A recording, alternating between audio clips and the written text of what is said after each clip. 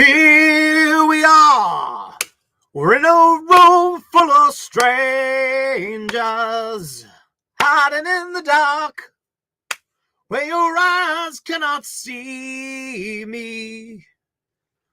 But I had to follow you, though you did not want me to.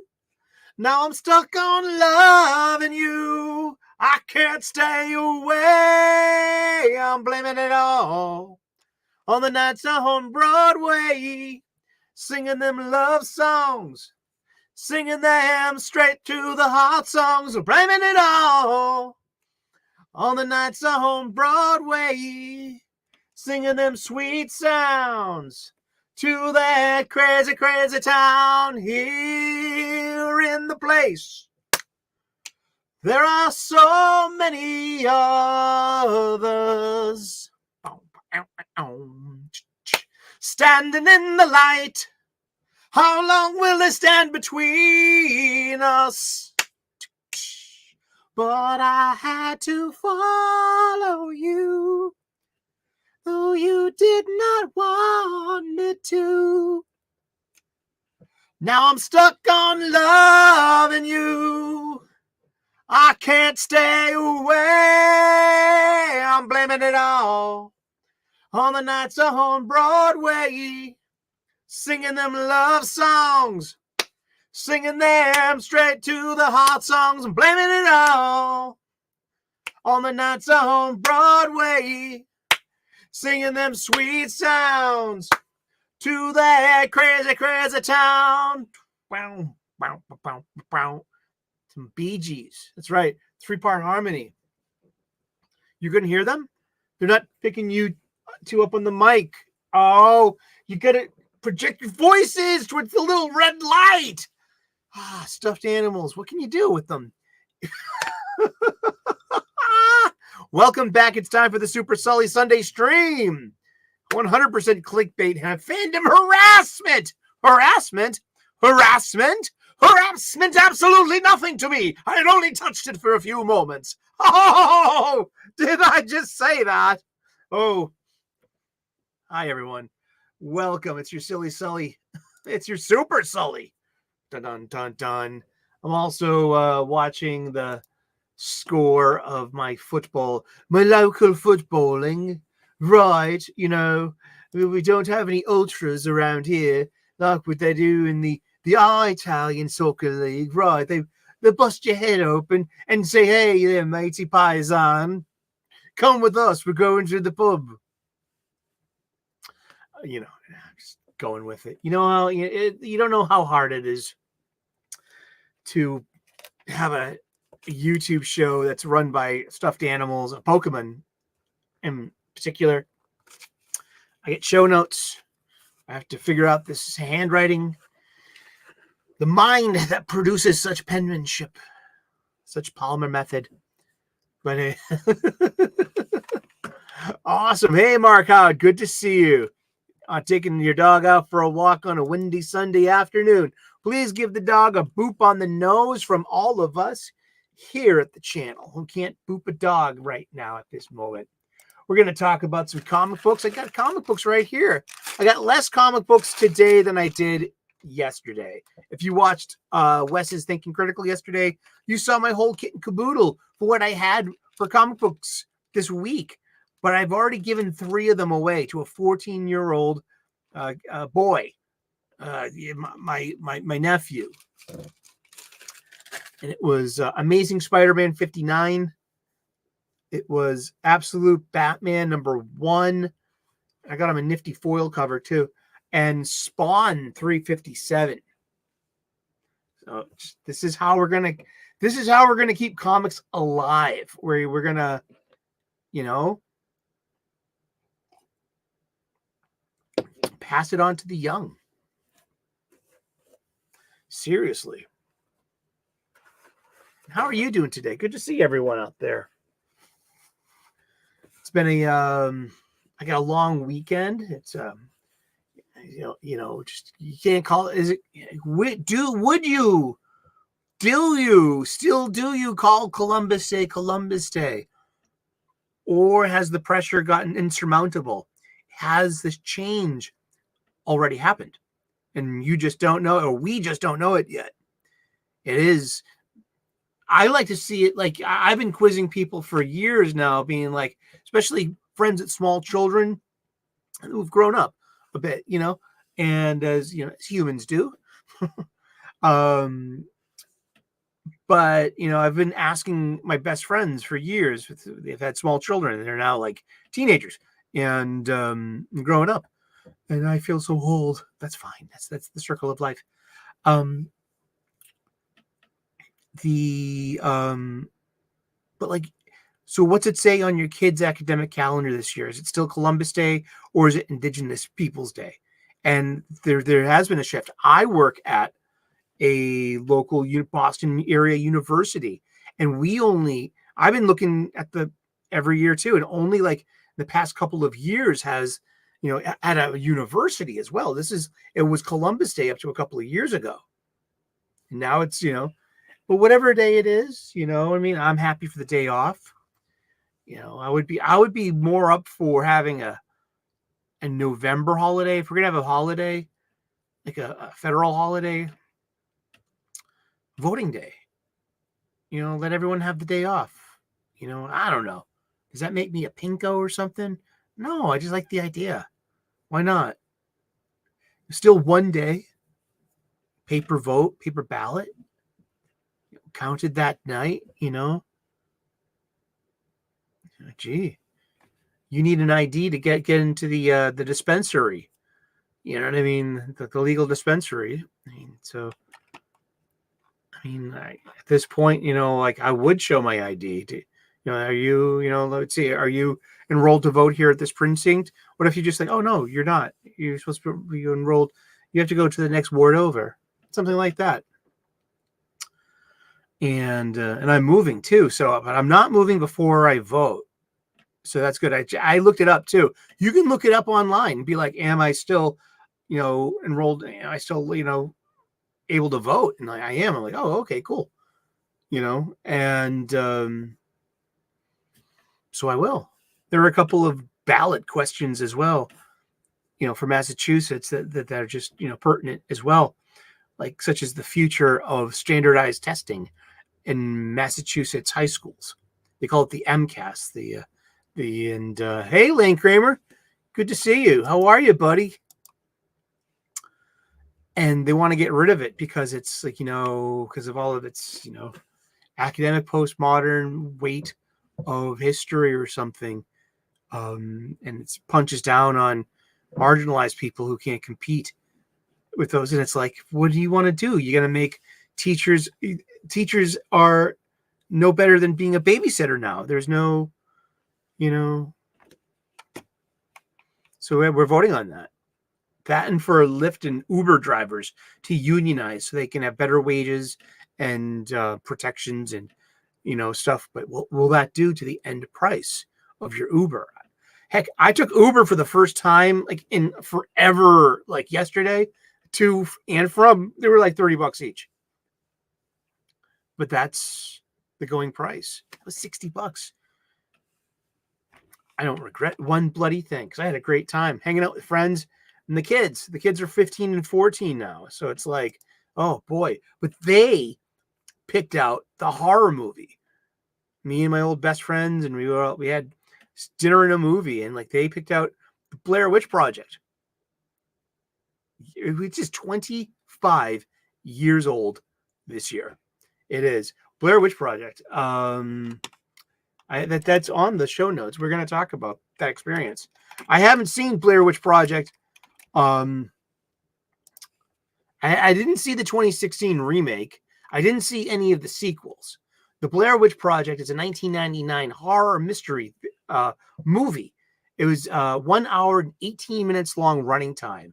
It started also this kind of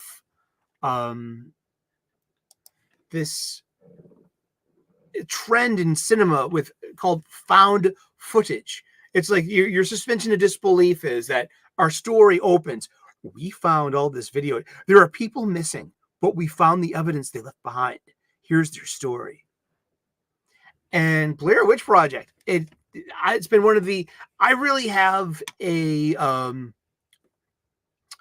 I have a big love for horror movies. We usually do the 31 Days of Halloween through October. I'm not able to do it this year. We will return next year, and that's good too. I believe in have a sabbatical season. Let the field follow for a year in order to regain its regenerative properties. But Blair Witch Project, it was I'm going to read this, you guessed it, from the wiki, because I love reading from wikis. The Blair Witch Project is a 1999 supernatural horror film written, directed, and edited by Daniel Myrick and Eduardo Sanchez. It's the fictional story of 3 student filmmakers, Heather Donahue, Michael C. Williams, and Joshua Leonard, who will hike into the Black Hills near Burkittsville, Maryland in 1994 to film a documentary about a local myth known as the Blair Witch. The 3 disappear, but their equipment and footage are discovered a year later. The purportedly found footage is the movie the viewers see. And it was done at this time of independent cinema as well. It was produced for between $20,000 and $750,000. But its box office, it became this cult phenomenon. People were saying, have you seen the Blair Witch Project? It had, this is pre-internet, word of mouth, buzz. I'm kind of watching it still. It's May's first game. He got an INT, he got a sack, and he got a touchdown. So it's just he got the first down by running it out himself. So it's kid's first game, and welcome to the NFL, kid. The budget it says between $200,000 and $750,000, which is great. That's under $1 million to produce a movie. It's got an 81-minute long running time, and its box office was $248.6 million. Wow. I hadn't seen this movie since it came out. This movie really holds up. The 15-year-old, the girl, the young lady, and she suggested Blair Witch. The 14-year-old, the boy, suggested Smile. I hadn't seen Smile, but Blair Witch won. And I hadn't seen it since the first time in 25 years. And this movie holds up. This movie it's suspense. It's building tension. It's pretty darn short, too. I like it. It's succinct. There's no wasted film. There is no wasted story beats in this. Modern cinema and modern TV, especially these binge type shows, they waste so much airtime, your time, their time, of the art and of on empty scenes, throwaway stuff, forgettable stuff. This movie's lean. 81 minutes. There's absolutely no time to waste space, and it's just the great building tension. And we watched it as well with the subtitles on, in a completely dark room, with a big TV, 7 people in the room. And hello, Fair Monarch. Good to see you. Hello, Stark of Iron. Good afternoon. And Blair Witch. It was just what an interesting, fun movie. And it's just done so roughly as well. We have a video camera and a 16 millimeter black and white film camera. And there's also that famous money shot scene of, you see the girl and herself and her, what we know now as a confessional, or a selfie, so she's talking into the camera and her eyes are crying. Her eyes are, blue and bloodshot. Her face is wet. and you just see her from her nose up, and it's just like a flashlight and rocky cam. But what you don't see is from her nose down. And this is really interesting because this is the magic of filmmaking. All of her dialogue gets put in afterwards in ADR, and in post-production. That's another audio track.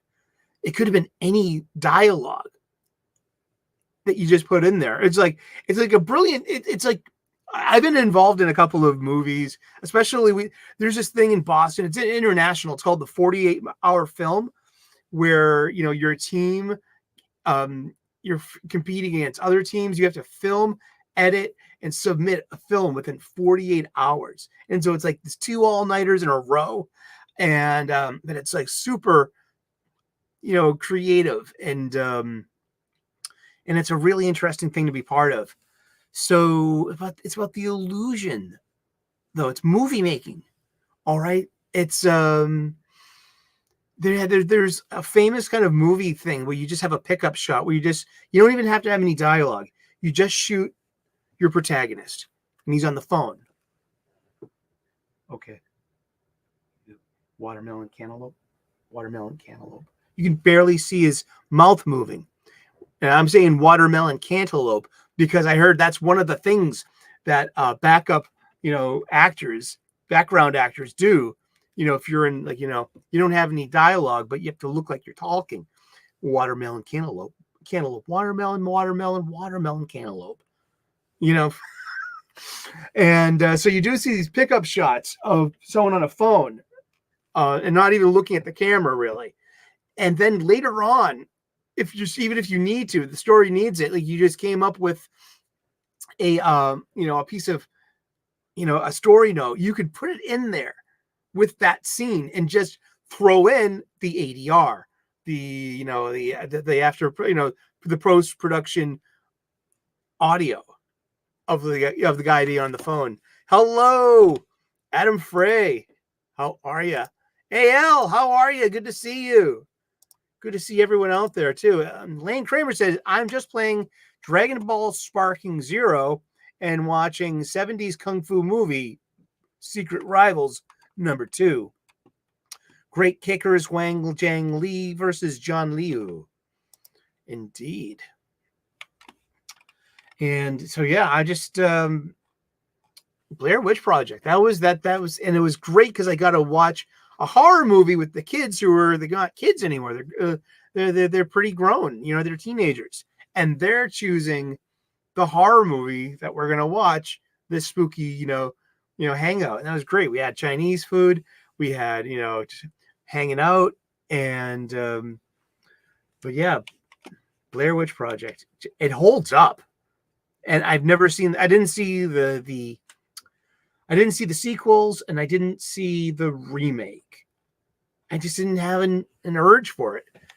And but I liked it a lot better the second time here, I guess. An array of other films have relied on the found footage concept, shown and influenced by Blair Witch. These include the Paranormal Activity series, REC, R-E-C as in record, Cloverfield, yeah, The Lax Exorcism, Troll Hunter, Chronicle, Project X, VHS, End of Watch, and The Den.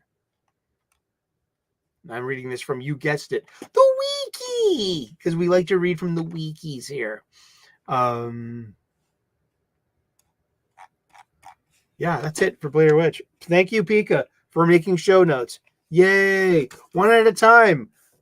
Go down the show notes. Fandom harassment. Let's get to the clickbait. I spelt that just so to get your attention. Clickbait. Seriously. Yeah, and I'm interested in seeing Smile, I guess, as well. Sorry. I shouldn't be so click. I shouldn't be so quick with the click. Ow! That's right. I'm walking home from the comic book shop. It's an extra 1.5 miles to where I'm staying now. Aw. That's a half an hour. but you get fresh air. The weather hasn't turned yet. Is it raining down there today? It's a little bit overcast. It was supposed to rain all day, but it's like 48 degrees. I just turned on the heat for the first time. It's October the 13th, and I turned on the heat. Am I weak? Well, I just want to make sure it's working, so it is. The radiators are hot. I turned it up to 63. All right. I wanted to get the new Transformers and Larry Hama comic so I can get it signed this weekend at New York Comic Con. It is nice out. Cool. Yeah, I mean, Transformers 13 was really good. Director Eli Roth, of Hostel and Cabin Fever, has cited the film's marketing influence to promote his 2002 horror film Cabin Fever.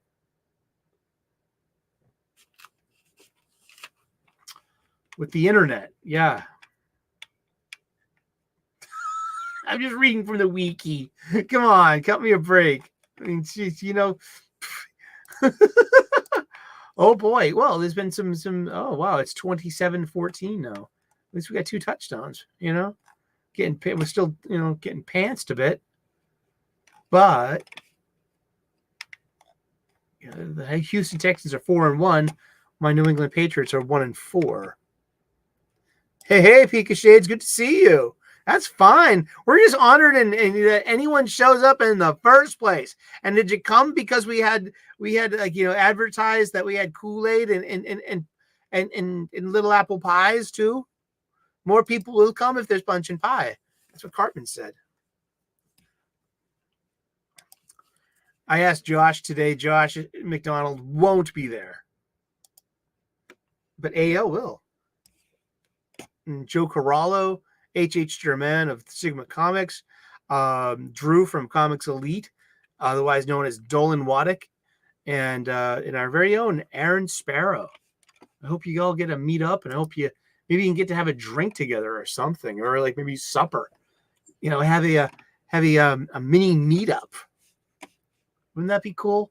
Mini meetups are cool. I mean, if you're able to organize it and be like, hey, what are you all doing for supper? You want to hang out? You want to grab supper? We can have like an extended form conversation. You can have a couple of drinks if you're into that kind of stuff. But fandom harassment, yeah, I mean, it's all over. Yeah, whatever. I was talking with some Disney Star Wars fan, and I'm just done with talking to you people. I'm sorry. I mean, what's the point? There is no compromise. There is no common ground. It's too divisive.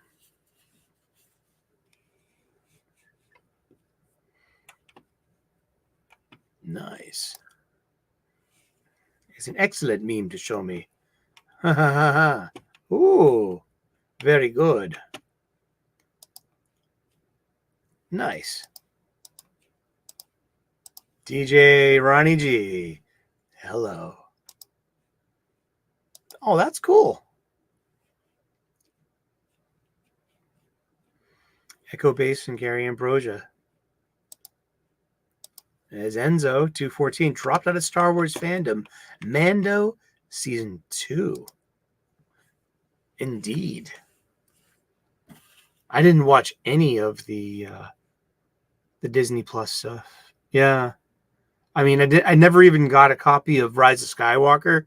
I didn't get the soundtrack. I actually have deleted The Last Jedi and the Force Awakens soundtracks off of my iPod with the rest of the Williams music, just because it's like this adds nothing to my experience as being a Star Wars fan. And it made me sad to delete this John Williams music, but I did it. Well, it's my iPod. It's a reflection of what I have on I have everything backed up to a hard drive. You know what I mean? And but it's like, I still have it technically. When am I going to listen to Cano Bite You know, it was clear, and John Williams is clearly ripping off himself from Spielberg's 1941. I can hear it. The fingerprints are all over that, you know. Hey, how's it going? You know, it is real. And I just kept making, I was making shorts in the era where shorts were like, you know, they were pimping shorts. I don't think they're pimping shorts anymore. Now that's cool. Scott Snyder and Nick Dragotta signing yesterday. Where was that? At Midtown Comics, New York City. Good to see you, James. How are you?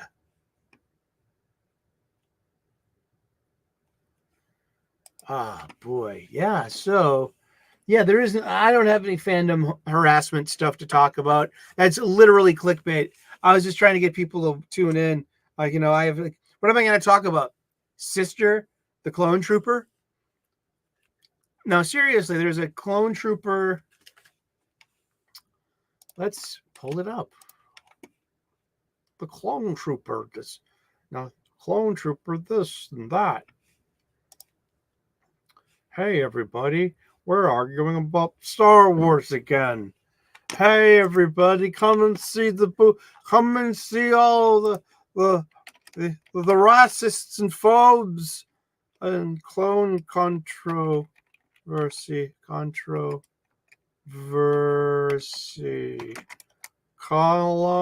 controversy, cloning. Oh, that should be the real cloning. I want Star Wars. Clone controversy. Okay, here we go. I'm going to share a screen. You mind? I don't. Hello. Here we go. Hardcore Star Wars. Don't worry. The Star Wars franchise will learn their lesson. Listen to the fans and drop the woke nonsense in order to save the brand. Star Wars puts out, you know, a transgender clone.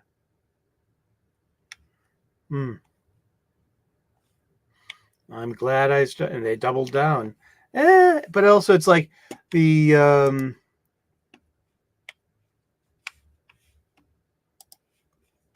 Star Wars unveils its first look of its first trans woman, Stormtrooper. Not really. It's a clone trooper. Completely different. Part of like the lore. Ugh. Can't these, you know, called Sister with the armor and the color of the transgender flag. Star Wars has introduced its first transgender Stormtrooper in a move that has left fans of the beloved sci-fi franchise divided. Once again.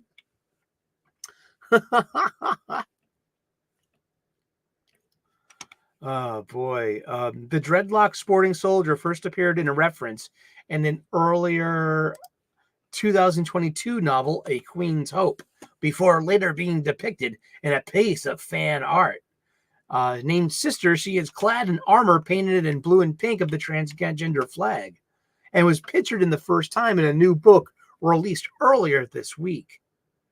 It's called The Secrets of the Clone Troopers, and it added her to the franchise's official lore. And there you go. There's the fan art.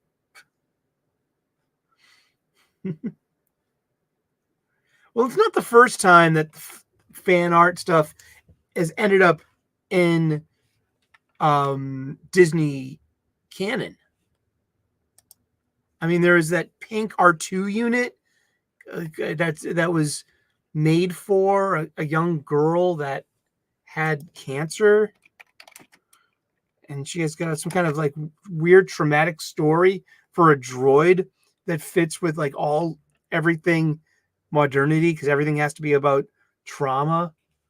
You know, it's called like QT. K2KT. R2KT was a compassionate, pink-plated R2 series astromech droid with feminine programming who witnessed the rise and the fall of numerous galactic powers. This started as a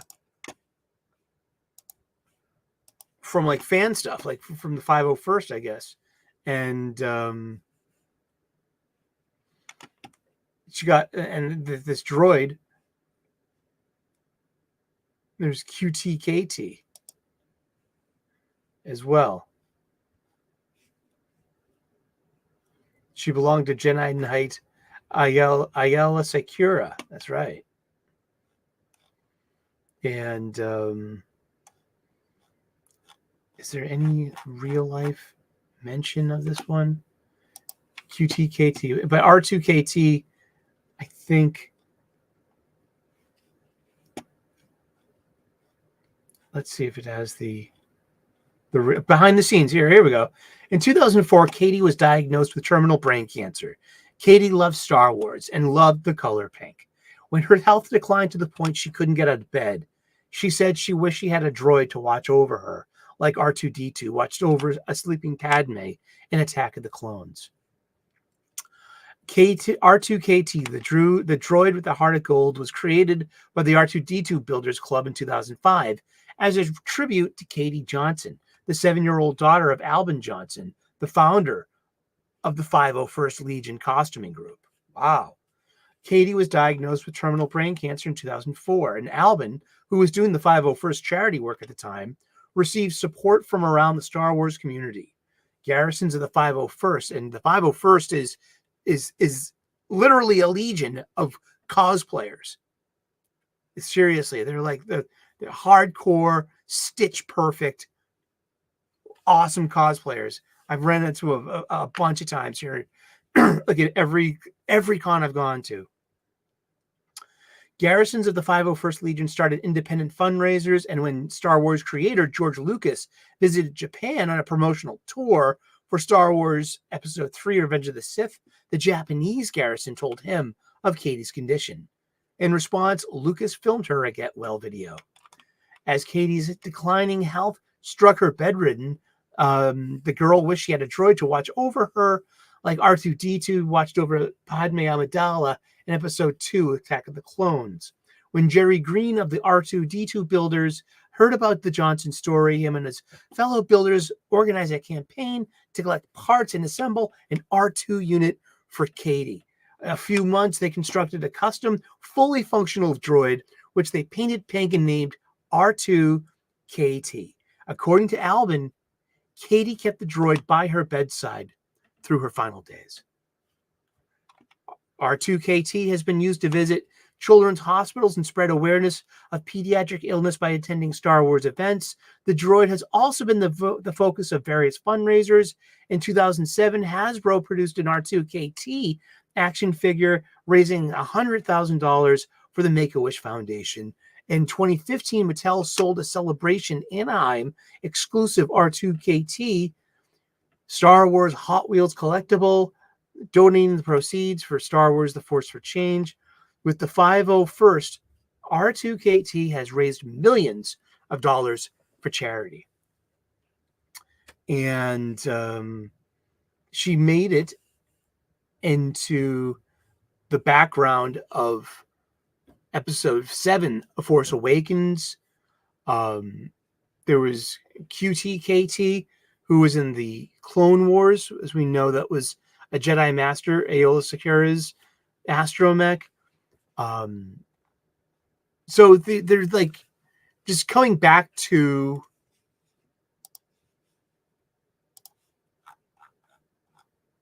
our trans-identifying stormtrooper. So this came through as fan art. This was the fan art that someone was like, and it came through to be part of canon. And I just think, now that's just, for me personally, I just think that the color, it's too, I ask questions. I don't have answers. All I do, I ask questions, and more of like, do these well-intended offerings of diversity, inclusion, and equity, Do they have to be so cringeworthy? I mean, this is very much on the nose. This is literally intersectional feminism. This is academic postmodernism using intersectional critical theory. This is part of it. I mean, this color combination, this is associative of our planet Earth and what's going on right now in 2024. Like, this stuff didn't go on in 1975 when, not that, you had Monty Python doing the Lumberjack song. Sure, I'm a lumberjack and I'm okay. I sleep all night and I work all day. And it's just like, but is that even appropriate to mention in context of this? I mean, what do transgendered people, women, think of people, gay men in drag? Why isn't there some kind of hubbub about that? Isn't that some kind of cultural, appropriation? I don't get this stuff. I'm just like, I'm too old. Hey, Jacob Ironside, how you doing? And yeah, I got a Lego set with the QT-KT minifigure. That's cool. And that's fandom. Yeah, that's the true Star Wars fandom coming together for a good cause. Exactly. So it's like sometimes, this, stuff from the fan level can punch through. R2KT was like pre-Disney. That's pretty cool. And but I just think, I don't, whatever with like the whole thing about clones. They all strove for a sense of identity and individuality, all being like identical to each other. Fives, Rex. Like, who's your favorite clone? Cody. Cody was great. I love Cody until until Order 66 came through. Oh, poor Fives. And remember the old man? And then there was Omega too. And now you have an actual, but then it's just all this it's the serpent eating its own tail kind of thing of canon and of the new stuff. But I just think it's a bit on the nose. I really do. I mean, like, I'm not throwing it under the bus. I'm not dissing it. This is about seeing yourself in the fictions, and every property is a platform, and it's useful that way. Just I mean, there's a huge difference between Disney Star Wars and Lucas Star Wars. That Lucas Star Wars is about mythology and about the heroes cycle and about heroic storytelling, about absolute good versus an absolute evil. And it was a simple storytelling. It was a simple time, of good and evil, light and dark. That was, that's why it worked. And that's why it's eternal, because it's pithy, Pithy. It's a little lighter. It's lighter. It's not attached to like too many in real life things. Now you have Disney era, which has to have all this stuff. It has to have modernity. I mean, Disney bought it, and now we're blaming it for being Disneyfied. I don't know, but still, it's like, it's the biggest thing. Like, you can't be critical of this. This is Teflon. If you are critical of this, then you're a bad person, and that you're punching down on minorities or marginalized voices or people that trying to need acceptance through normalization, that this is important for normalization, for people to get over their hangups and for people to accept clones like Sister. Your inability to accept a clone like Sister, it means you are bigoted. You are, this is satire. I'm not, I'm just, this is how they think. And we're saying, like, this is just modern stuff. This is like your neediness. Your activists are needy people, and they need to come in and they need to make these changes. Can this exist in continuity? Sure. Why not? Sure. Why not? I just think that the coloring of the armor is just so gaudy. It is so gauche. why don't you have a gay man design this thing? Oh, this has to go. Look at this. This is really clashes. I mean, what are you like going to, like fill in for the basis of Kiss? Jesus Christ. Was that evil to do? I know gay people. I have a gay uncle. He's dead now, a long time, but he was really, he had the distended S, man. People are like, Sully, how can you do that gay voice so well? I'm like, dude, Uncle Freddie. Oh, geez, it's Tanya. He's a funny dude, man. But yeah, I mean, this is socially Teflon. This is like, is this bait? Is this like chud bait? Is this meant to just like show once again how bigoted the old fans are, and that how just like the Star Wars is problematic, and we need to change Star Wars. We need to root out the old fans. A Jedi purge, one could say. I don't know. And I'm trying not to get lost in the whole thing of these are the literal, Nazi stormtroopers. I mean, it's like, we're gonna get lost on a rabbit hole of of current events and tragedies with gun violences, and I'm like, no. I mean, just like, yeah, I'm gonna stop sharing that. I'm gonna get to the point of things. Yeah, but fandom harassment. I'm like, you will be a harasser if you push back against sister. If you see, you know what I mean? Seriously, you're exposing your biases and your inability to accept this and to normalize this. It's a trap.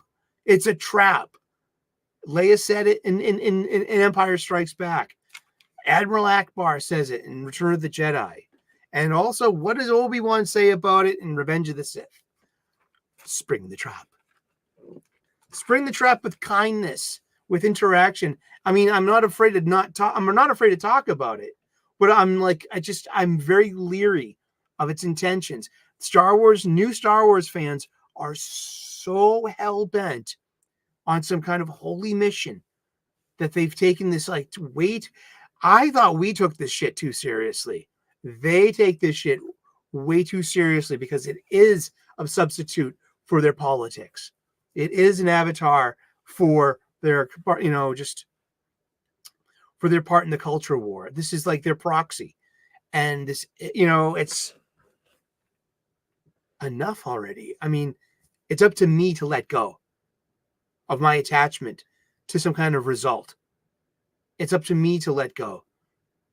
To be like Obi-Wan did in the book Revenge of the Sith by Matthew Stover, where he just lets go and lets the Force take over. It's like when Cody turns on him, and Order 66 comes through and he's falling. And he realizes that Boga instinctually took most of the hit from that heavy cannon and sheltered him and kept him alive, sacrificed herself. Boga, the Dragon Mount. That was pretty cool. Dragon Mount versus Unicycle Death.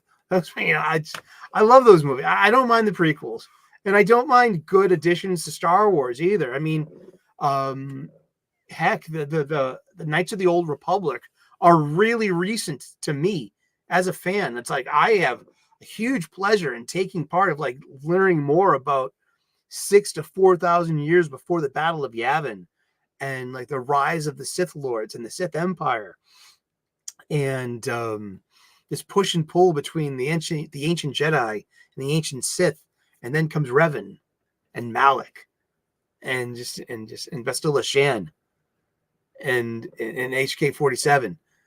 Just this whole era of great Star Wars and the Infinite Empire too. I mean, that was such good stuff. So there is possibility to keep adding to this. Yes, sure. But does it have to be so cringy? Does it have to be so on the nose? Does it have to be looking like, why, they're not trying to sell you on this. They're trying to bait you. If they like, I don't see it. I mean, like they could have sold it better, inclusively. I mean, like, hey, like, you know, why not? And then you get to like, and then you get into questions too, like such as like, why would a clone trooper have a sex drive?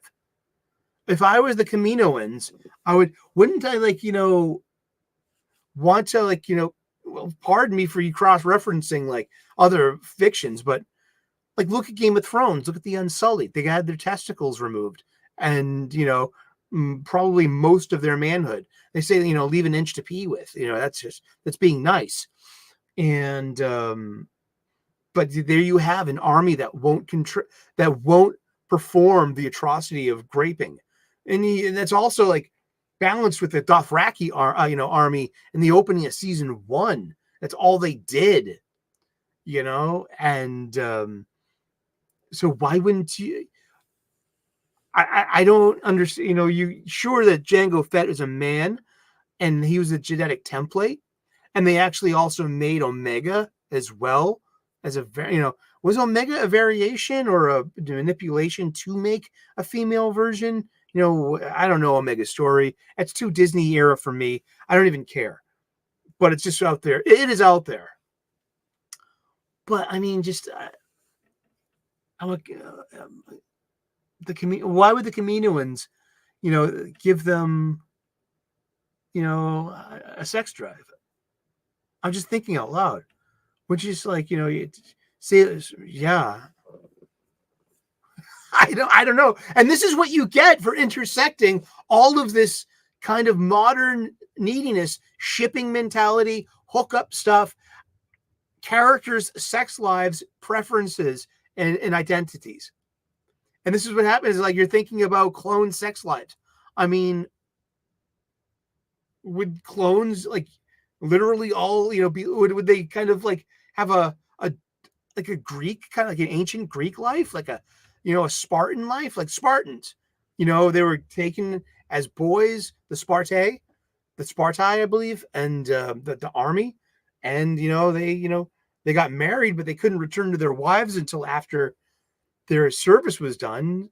And, you know, it's turning into an episode of Oz in here. Watch out. Getting a little hot under the collar. What do we got for books this week? What else is on here? Yeah, fandom harassment. So yeah, don't get caught being a harassing fandom. I mean, don't give them the fucking leverage. It's just constant these cries of toxic fandom, toxic fans. That's just leverage to try to get you to quiet and silence your dissent. I mean, there is a legitimate causes for some, like people like saying toxic shit. I mean, it is out there. It's the fucking internet. People with anonymous screen names and you have no hope at tracing that IP address, especially if you're Disney and you can actually see this person's racist or phobic remark that he made to this talent or creatives. Come on, Disney, you can't use your own legal team and creatives to track down the IP addresses from any of these, you know, even if they were anonymous, there's got to be a paper trail, you know, a digital trail. I mean, hello. I bet you China's already got shit like that solved. They got no, like, you know, internet privacy stuff. Just because we don't use it here, don't mean they don't use it over there. You know what I mean? Hello. Low Spec. How you been? Good to see you. Oh boy, but yeah, I mean, it's best to engage with it. It's the best. I just said my only criticism is this: does this make me a phobe? I think the color scheme is garish. I think it's way too intersectional with American, with Western post, with just modern neediness. I mean, or is that just like, you know, just stay out of it? This isn't celebrating you. You know what I mean? This is about, you know, pride troopers. Literally, pride troopers. Pride troopers. I had a bit about that. Pride troopers. Let's see.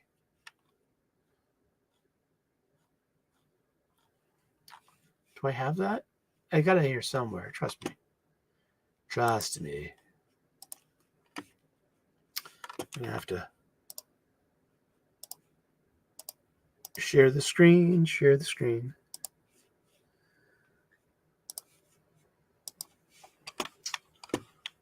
Let's see.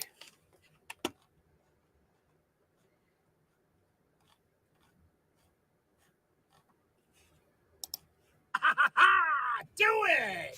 Happy Pride Month, and we Pride Troopers. That's right, stormtroopers representing. Do it! Happy Pride Month, and we have new Pride Troopers. That's right, stormtroopers representing each color of the Imperial Pride flag.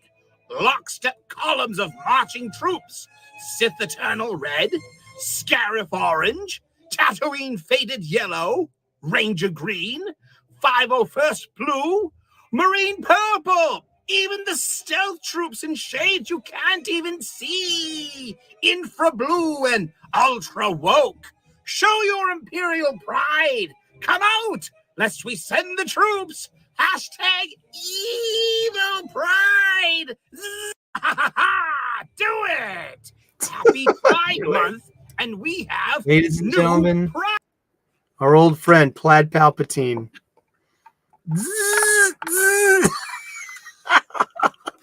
Pride Troopers. Yeah. Oh boy. Let's see. What do we have here for comic books this week? New comics this week. I got some comics this week. What's in the bag? Pops! Aha! How you doing? I presume you got your power back on. Hope everything's going well for you, man, and for everyone. What's in the bag? These are some comic books I picked up at my local comic book shop this week. I went down to New England Comics in Quincy, Massachusetts. I filled out my application for my next pull list, and I picked up a couple of floppies. I have some floppies that are going to be sent to me from my old local comic book shop. I got a few more weeks, and then my this week and next week, and then I'm clear, and I won't have a pull list with them anymore. They've already ordered my books, so it's only fair and right that I canceled my pull list, but also that I respect the conditions to which I agreed to, and that was, you know, fulfilling. You know, they've ordered these for me. Yeah, they're I'm on the hook for them. So one thing that is in my pull list that I read online, Transformers number 13. Wow, how many? We got 1, 2, we got 6, 7, 10, 13, 17, 21. There are 21 different covers for the first printing of Transformers 13, The Secret Origin of Starscream. And this one has some, for the first time since issue number 2, we have some cross-pollination with what's going on in the Energon universe. We've got some stuff going on here. That's right. Daniel Warren Johnson will be writing this until issue 24. Sakes alive and huzzah. What else did I read? I bought this. Wow, how many? We got 7 covers all day for this.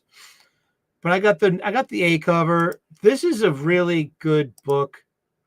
Gets a lot of crap because Zeb Wells is writing it, and kind of deservedly so. He's hit or miss. Mostly misses, though. You know, it's. But this has John Romita Jr. art, inked by Scott Hanna, and it's just one a knockdown, drag out fight between Spider-Man and Tombstone. And it's so much so that all the ads are pushed to the very end of the book.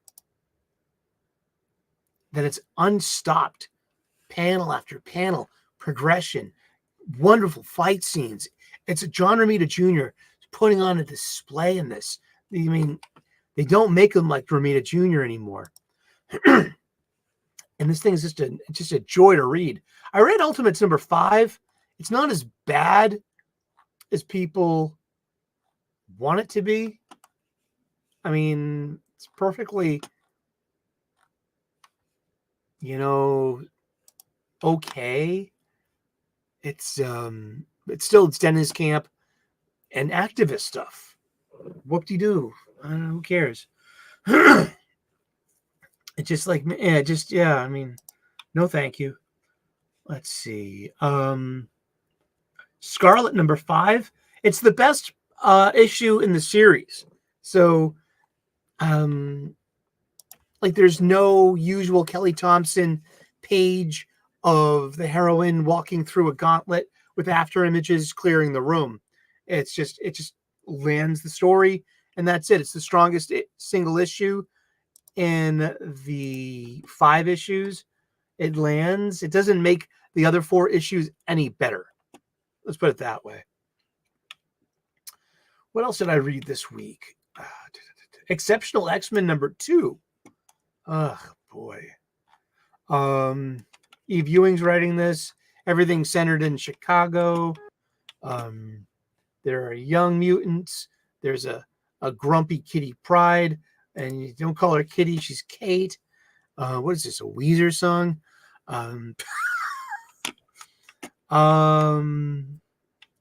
Phoenix number 4. Oh, let's see if this is an ongoing. Let's wrap up at 5, 6, and it doesn't say anything about a last issue. So maybe it's still ongoing. Maybe she'll get 12 issues out of this. But I thought Echo had Phoenix power. Why not let Echo be the Phoenix of Phoenix? Hey, how's it going, Sentai Ranger Donnie? Good to see you. Nice. Go Power Rangers.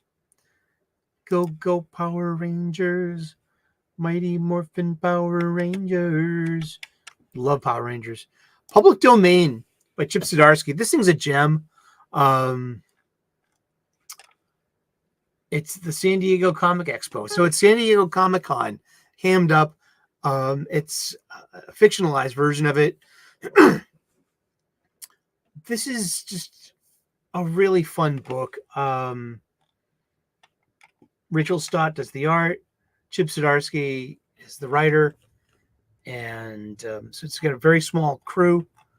It just and it just works. This is a fun book. It's about the generational gap and trying to make new comics from old sources. The myth of the modern audience. Does changing something risk? Like, just making things modern and changing things for this myth of the modern audience, does it waste your opportunity? You've been given an opportunity to you've been funded, you have publishing, you have a marketplace, you have marketing, you have the ability to sell. This could catch fire and catch on if it's done just right. If people just hello. But you're constantly sabotaging yourself by falling for this myth of the modern audience. Does it ever really sell? And so this is just a really fun meta kind of commentary. I've only been reading it. This is the 4th issue of it I've read, and I'm in. I really, really, really like this. I forgot to read Ahsoka this week. Oh, well. Precious Metal number 5 is amazing. Ian Bertram's art is, we're going to hear his name again shortly. This was sold out already on Wednesday. And and I got there about maybe like 3:30 on a Wednesday, new release day. Now, either they didn't order enough because it's 5 of 6. I mean, issue 1s sell. The issues 4 and 5, I mean, you don't get very many unless they're on a pull list.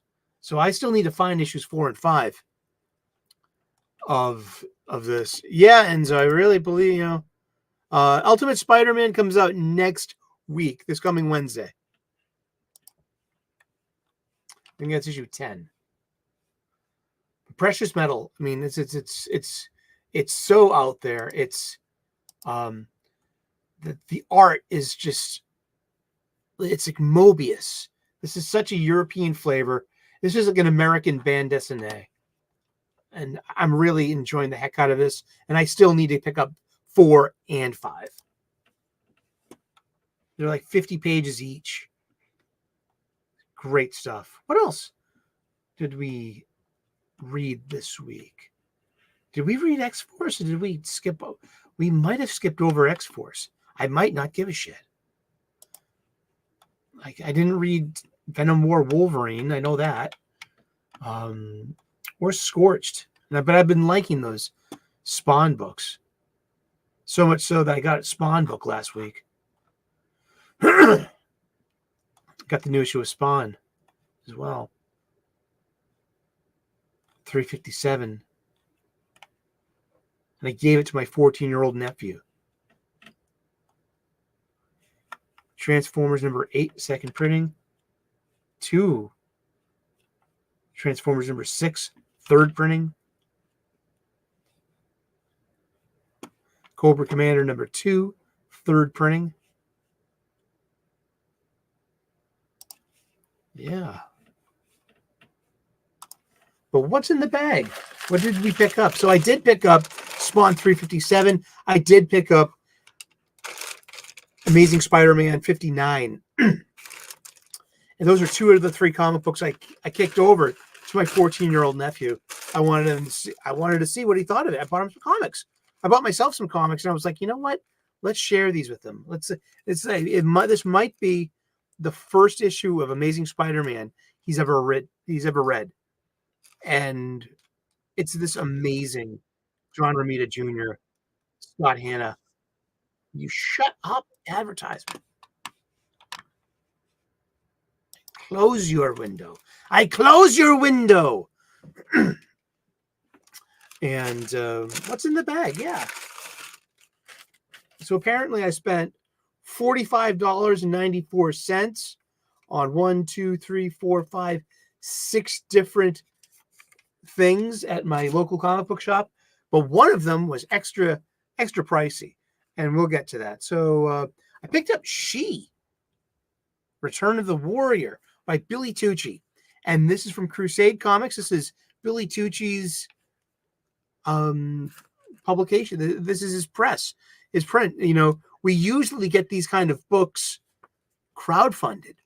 No, this is Billy doing direct to market floppies. This is one of 2, and so it's bound to come out as a collection very soon.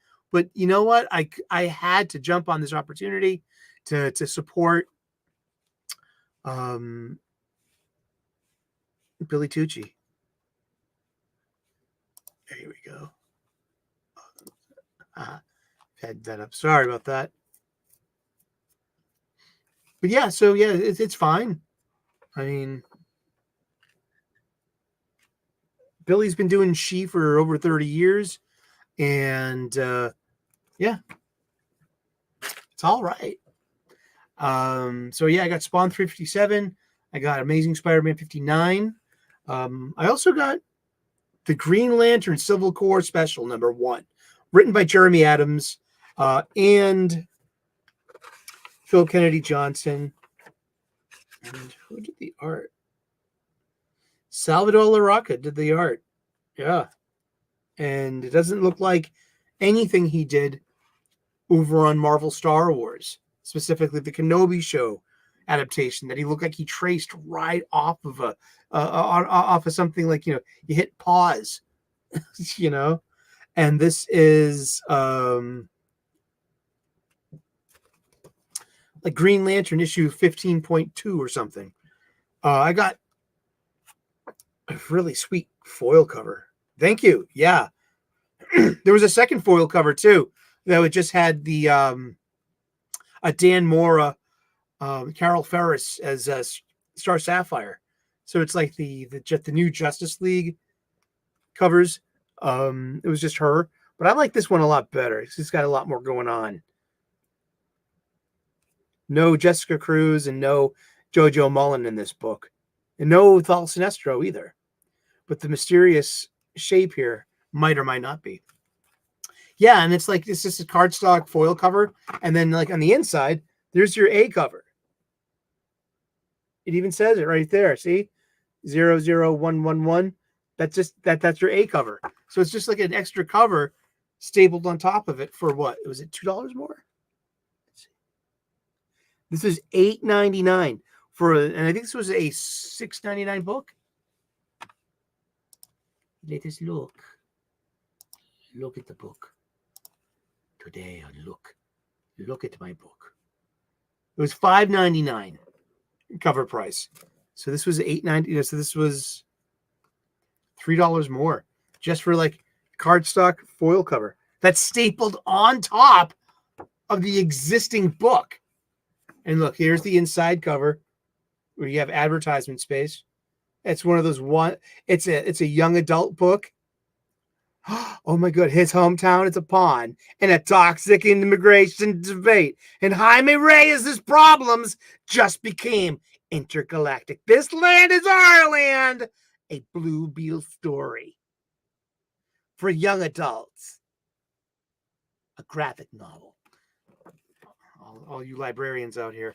And the other inside cover too, we got Harleen, The Strange Case of Harleen and Harley, written by Jessica Marr. And once again, young adults. But look, it's like, I don't know.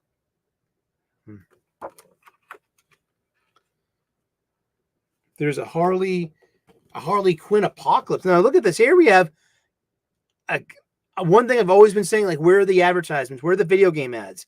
Here we go. You got a video game ad. It's from DC Universe Online. Harley Quinn versus Apocalypse. Why not? Let's see. And the inside cover for the regular A cover, it's your absolute Wonder Woman. No island. No Amazons. Absolute fury. That's right, ladies and gentlemen. The inside cover of the A cover is the Superman Christopher Reeve documentary story that's done by DC Studios.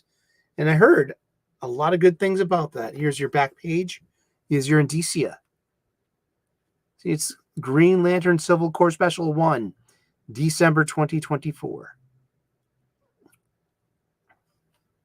Don't miss Green Lantern Dark on sale this whole page. A DC Nation spotlight on Remembering a Legend. We have a tribute page for Michael Zulli. That's nice. Look, don't. Mogo's a Red Lantern now. Oh no. What happened to Kilowog? What happened? Well, what do you think happened? That Yellow Lantern sucked him up. He didn't kill him. He just got misplaced in space and time. Yeah, I think this cover looks amazing. And then speaking of covers, so I did get the same. I got the Absolute Batman foil cover for Luke, and the Virgin too. The Virgin, it just like it was for $7.99. It usually goes for $4.99. This, and so it's $2 more, $3 more, and share the screen, please. Yeah, this on foil. So I was like, dude, this is I got to tell him this is a brand new Batman, brand new universe, easy to get into. I hope you enjoy it. Let me know what you think. I love the art, and it's interesting. Yeah. And I was like, but this is a key issue. It's the first appearance of like Absolute Killer Croc, Absolute Barbara Gordon, Absolute Jim Gordon. We've already had a first appearance of Absolute Batman, and that was in Absolute the All In special, the flip book. And so that's a key issue, because that is the first appearances of Absolute Superman, Absolute Batman, and Absolute Wonder Woman. All right, there you go. I mean, so this is not the first appearance of Absolute Batman, yet Absolute Joker. Spoilers. It's the last page, dude. Whatever. It's just the first issue, and I've heard a lot of people give heat to it, but also it's just, I don't know, it's pretty good. I think it stands on its own. I mean, I like that Nick Dragotta's style. I like that he makes hand-drawn sound effects onomatopoeia. That pleases me as a fan of art. And so yeah, I got him. I got my nephew the Virgin Foil variant. I was like, yeah, this is a, so I was like, don't be afraid to read it. But here's a bag, here's a board, and this is like, just be nice to it. But like, this is Absolute Batman #1, and let me know if you like it or not. And that's cool, because that's how I feel that how we're going to save comics, by passing it on to the next generation. I mean, the kid's been in a comic book shop, but that was years ago, and but how to get to turn on the light switch and be like, oh wow, I kind of like these. This is great. I could be tuned into this. This is cool. This is a foil cover. Wow, this looks great. That was cool. And so I got this for myself. Talk about Ian Bertram. This is a 1 in 25 variant cover. $4.99 cover price. Retail price of $14.99. So they did also have the Mitch Gerard's foil, which was a 1 in 50. I think they had this. No, they had the Jim Lee one.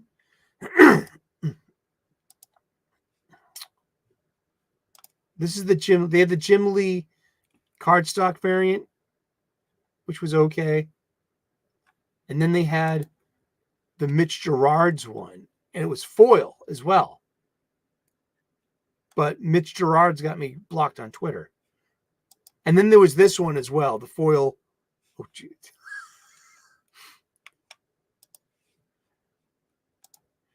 This one, they had this one foil. This is a Sean Gordon Murphy one. That's pretty cool. This is the one that's exclusive at New York Comic Con. Liam Sharp. Wow.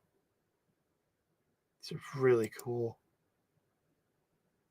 John Boy Myers. Is the book good? The book is really good. I liked it a lot. Philip Tan variant. That's awesome. Jock. That's a really nice Jock cover. This is a weird one. But it's like, I would get it, but it's like, I hate the pose. And it's just, I'm not feeling it. It's so flat. It looks like it was like sketched on a tablet, but it fits in with what Miller's been doing on covers recently. Just like something a bit minimalist. Dan Panosian, Ben Oliver, Fabrizio Di Tommaso. That one's nice. Nick Dragotta. That's the Jim Lee foil one. But yeah, that's the Mitch Gerard's 1 in 50. That's right. It was foil. And so it was going for about what? $40, I think. I'm not sure. Was it? But he's got me blocked on Twitter. So, don't give money to people that hate you. So I got this one. The 1 in 25. And it went for $15, $14.99. And I don't care. I just wanted it because I like the art. It's the only reason. Oh, for me? Oh, if they had that Akira one or the Frank Miller one, let me know.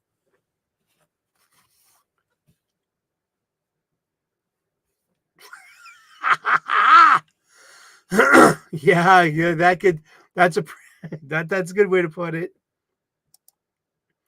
Oh boy. Whew. I'm tired. It's been a long weekend.